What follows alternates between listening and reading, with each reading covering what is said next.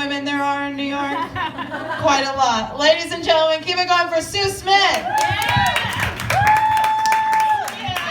Thank you. Hi. You guys are right. I do have a lot of tattoos. Yes, I do.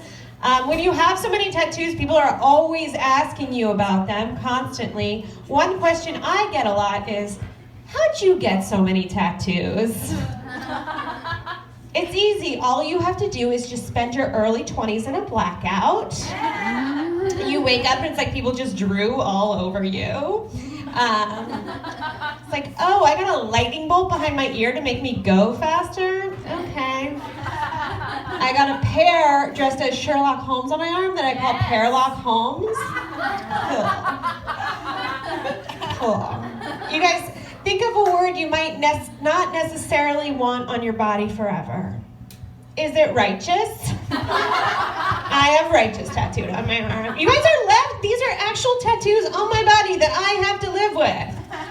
This is my life. I am always on a path of self-improvement. So I bought a gluten-free and vegan cookbook, and then I got it home and my cat puked all over it. And I was like, you're absolutely right. Never used it. In case you can't tell, I do live here in Brooklyn. I do, obviously. And I've really watched the neighborhood change over the years. There used to be not much around here, but now we have a green juice place on every corner. There are quirky barbershops for miles. Still no hospital. So you might get hit on your fixed gear bike. You might bleed out, you might die, but your corpse is gonna look great. That's the important part. I like living here in New York because no one gives a fuck about anything. I was on the train. Yes, it's perfect. I love it. I was on the train and I was on the platform and there was smoke everywhere and I was like, this is it, this is how I go, tell my cats I love them, this is it.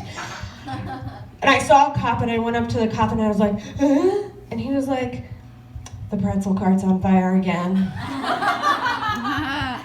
Don't worry, the trains are still running. I was like, that wasn't my concern. And then I was taking the train at rush hour and I got knocked over and I yelled to this guy. I was like, hey, watch it, asshole. And everyone looked at me like I was a crazy person for speaking out loud on the train, okay? So I learned my lesson. The next time I took the train at rush hour, these kids, not kids, preteens, old enough to know better, they got on the train with a full-sized beanbag chair. A beanbag chair on the train at rush hour. How are you not shocked by this? They did not sit in this beanbag chair. But I didn't say a word to them. I just took their picture and I sent it to Gothamist like a real New Yorker. That is what we do, people. I'm what you would call a freelance artist, which means like I have a lot of jobs, but I'm never like truly employed. You know? I babysit a lot. I was working for this app that's like an Uber for babysitting. That's a bad idea. So I'd like show up to houses, have no idea what I was getting into. I went to this one house and the mom was like, okay, this is Sailor. She has a peanut allergy and ADHD. See you in 2 hours. Bye. Then immediately Sailor was like, do you want to meet my imaginary friend? And I was like, yeah, sure, sounds great. And she was like, her name is Layla Gupta.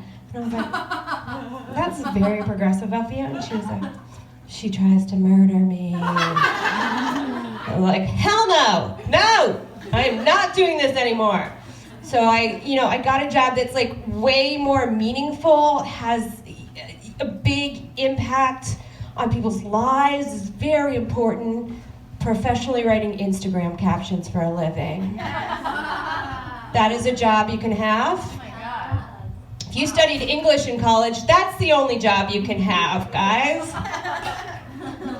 These people are very serious about it, though. I used 3 exclamation marks in a caption, and it was a caption about coffee, so it was warranted.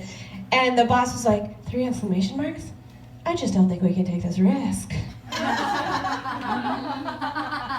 And I was like, that's a risk to you? I touch subway poles for fun. It's my kind of risk.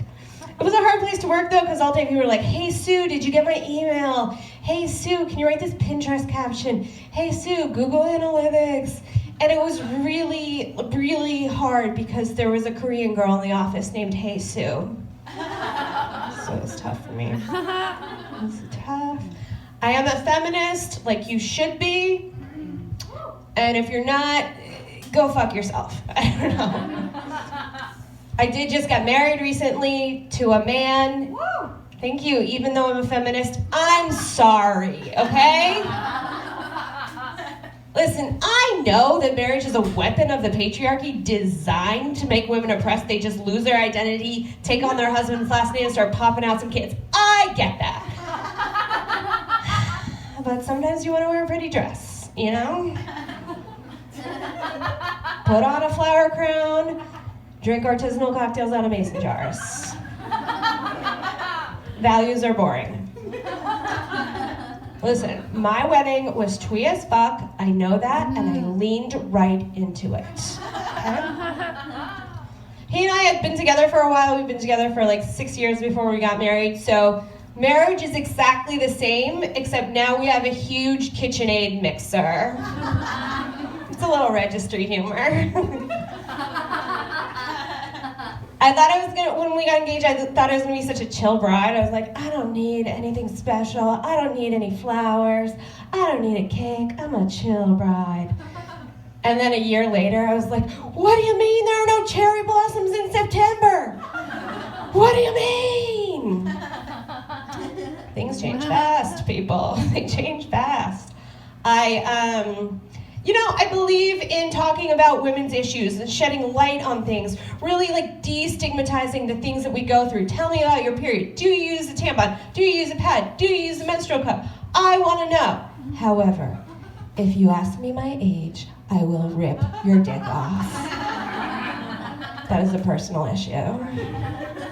Let's just say I'm young enough to use Snapchat, old enough to not really get it. There's so many filters. You gotta swipe so many different ways, I don't know. The older I get, the more I look for role models in popular culture. So I'm watching a lot of The Real Housewives. So there's not a lot of women on TV, anyway. Let's just say I'm old enough that there are Real Housewives who are younger than me. That's an age I'm at. So I'm watching The Real Housewives and I'm like, should I get Botox? And then I'm like, no. As someone who leads a healthy, organic lifestyle, I cannot put something called botulism toxin into my face. Also, I'm poor, so no, it's not gonna work. I'm from a very conservative town in northwestern Pennsylvania, and growing up, my political science teacher used to say all the time, he was like, we can never have a female president because once a month, her hormones would affect her decision making. My teacher said this. And then one day, a kid in the class was like, yeah, I don't trust anything that bleeds once a month and doesn't die. Sir, you laughed like that was funny. It's not. And at the time when this jackass said that, I was like, oh my God, he's right. Internalized misogyny and women are worse than men. And so I didn't say anything, but now, there's a lot of years later and I've had time to reflect, what I would like to say to him is, man, snot comes out of your dick. We're just supposed to be cool with that, We're just, at least blood is badass, and vampires drink blood. Snot is just gooey, okay? No one wants that. All right, I'm Sue Smith, you guys have been great.